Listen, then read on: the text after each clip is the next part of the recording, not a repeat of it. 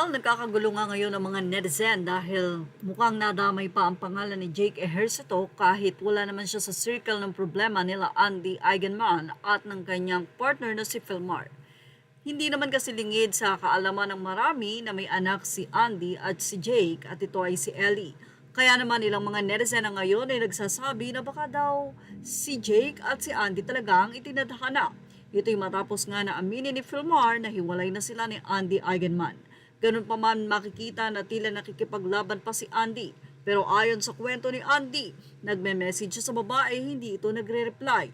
Nagkaroon sila ng pag-aaway, imbes na ayusin sila, ay tila kinuha pa nito si Philmar at doon ay kinomfort ang kanyang partner.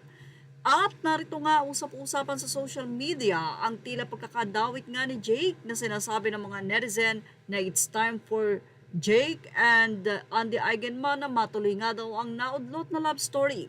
Pero ilang mga netizen, especially the fans of Jake Ejercito, na hindi daw babalikan ni Jake itong si Andy, lalo na nga at mayroon itong ugali.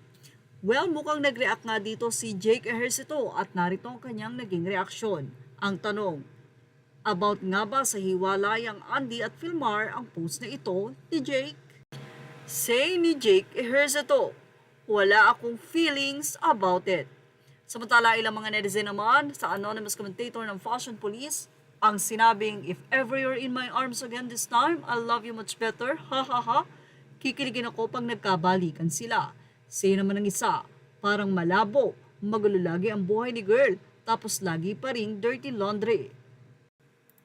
Ilang mga netizen naman ang nagsabi na ha ha ha as he should, wala namang nag-assume dalawa na anak ni Andy doon kay Philmar. Imposible na may balikan pa. Parehong nag-quits na sila sa isa't isa dati pa. I don't like the thought na magkabalikan sila. Neither Jake and his fam. He's like, idkap. Nyahaha, good answer Jake.